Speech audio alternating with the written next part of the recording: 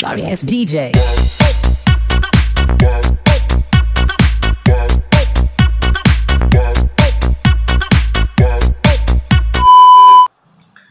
Assalamualaikum warahmatullahi wabarakatuh. Nama saya Gustina Dirgantini Sugiyawan, NPM 10219086. Pada kesempatan kali ini, saya akan membahas sedikit tentang mahabbatullah atau mencintai Allah. Cinta merupakan hal yang mendasar dalam hidup ini. Terkadang cinta membawa kebahagiaan bagi manusia dan dapat pula berubah menjadi prahara. Cinta adalah instrumen untuk mencapai tujuan. Pada dasarnya, cinta adalah netral, tetapi terpulang siapakah yang mengemudi cinta itu sendiri. Jika hawa nafsu yang mendominasi, maka wajarlah cinta itu akan berakhir dengan kebinasaan. Tetapi, ketika cinta yang bertaburan dengan bunga iman kepada Allah Subhanahu wa Ta'ala, maka cinta adalah pengikat antara manusia dengan Tuhannya, sehingga akan menjadikan dia ikhlas beribadah. Cinta terbagi menjadi dua jenis. Yang pertama, al-mahabbatu at-tabi'i atau cinta yang bersifat tabi'i, tabiat, naluri, yang mendasarinya adalah asyahwah atau keinginan yang memang merupakan fitrah dan sunatullah atas seluruh manusia. Allah Ta'ala menyebutkan hal ini dengan firman-Nya yang artinya dijadikan indah pada pandangan manusia kecintaan kepada apa-apa yang diingini, yaitu wanita-wanita, anak-anak, harta yang banyak dari jenis emas, perak, kuda pilihan, binatang-binatang ternak, dan sawah ladang. Itulah kesenangan hidup di dunia, dan di sisi Allah lah tempat kembali yang baik atau surga. Quran Surat Ali Imran ayat 14. Yang kedua, al-mahabbatu asyar'i atau cinta yang sesuai syariat, yang mendasarinya adalah al-iman atau keimanan. Allah Ta'ala berfirman yang artinya, katakanlah jika bapak-bapak, anak-anak, saudara-saudara, istri-istri, kaum keluargamu, harta kekayaan yang kamu usahakan, perniagaan yang kamu khawatiri kerugiannya, dan tempat tinggal yang kamu sukai adalah lebih kamu cintai dari Allah dan Rasul-Nya dan dari berjihad di jalannya, maka tunggulah sampai Allah mendatangkan keputusannya, dan Allah tidak akan memberi petunjuk kepada orang-orang yang fasik.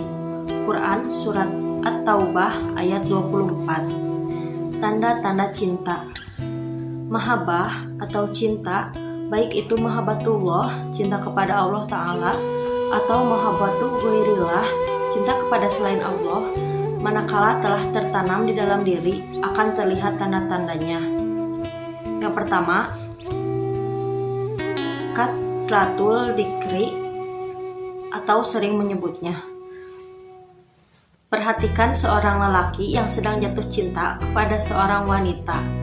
Bukankah ia selalu menyebut-nyebut nama wanita yang dicintainya itu?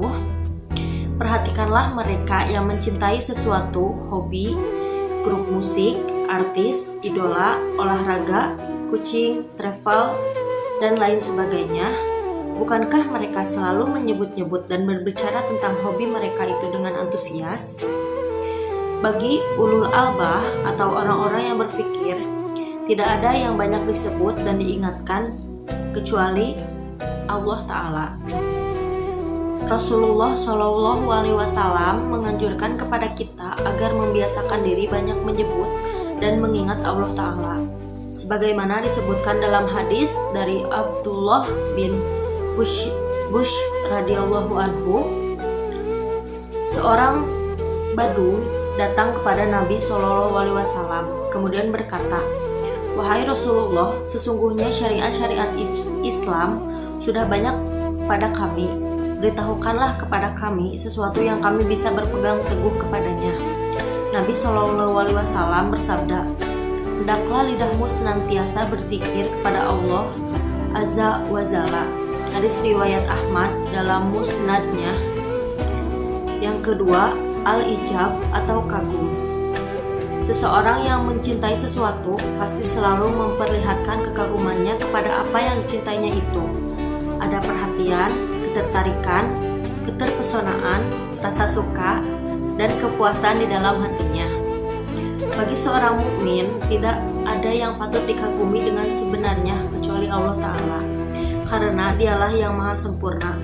Dialah Rabbul Alamin, pencipta dan pemelihara alam semesta raya ini. Yang ketiga, aridho atau kerelaan dan penerimaan. Seseorang biasanya akan bersifat rela dan menerima kepada apa yang dicintainya. Ia akan selalu cenderung menyetujui dan mendukung apa yang datang dari sang kekasih.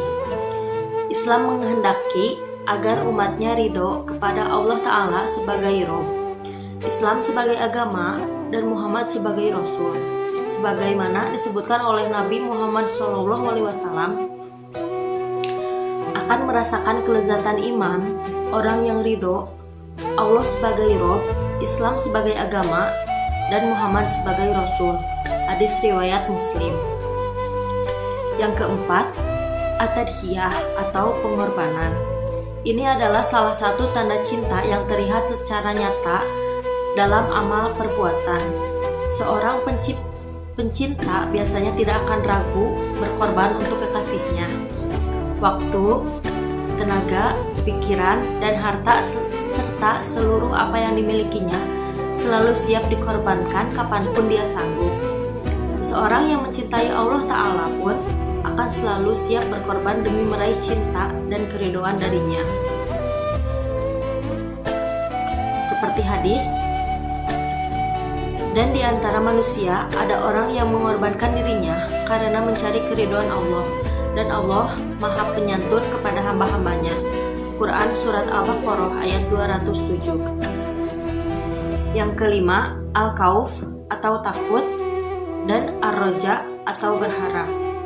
Seorang pencinta biasanya merasa takut, cemas, dan penuh harap terhadap apa yang dicintainya.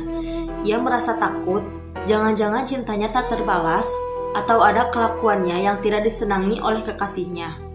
Ia selalu berharap agar sang kekasih ridho dan membalas cintanya, atau memaafkan segala kesalahan dan kekurangan yang telah ia perbuat. Dalam konteks mahabbatullah, cinta kepada Allah Ta'ala, khauf artinya ketakutan dan kekhawatiran atas siksa dan azab Allah Ta'ala akibat perbuatan dosanya. Sedangkan raja artinya adalah pengharapannya atas kemurahan, pengampunan, dan kasih sayang Allah Ta'ala. Penggunaan kata raja dalam Al-Quran disebutkan misalnya dalam ayat berikut. Sesungguhnya orang-orang yang beriman, orang-orang yang berhijrah dan berjihad di jalan Allah, mereka itu mengharapkan rahmat Allah, dan Allah Maha Pengampun lagi Maha Penyayang. Quran Surat Al-Baqarah ayat 218. Dan yang terakhir, at-ta'ah atau ketaatan. Seorang pecinta cenderung akan menuruti apa kehendak sang kekasih. Dia akan berupaya memenuhi permintaan dan keinginan kekasihnya itu dengan sungguh-sungguh. Begitupun orang mencintai Allah Ta'ala dituntut untuk mentaati seluruh kehendak dan perintahnya. Mungkin itu saja yang dapat saya sampaikan. Semoga dapat dimengerti. Mohon maaf apabila masih terdapat banyak kesalahan dan kekurangan. Terima kasih. Wassalamualaikum warahmatullahi wabarakatuh.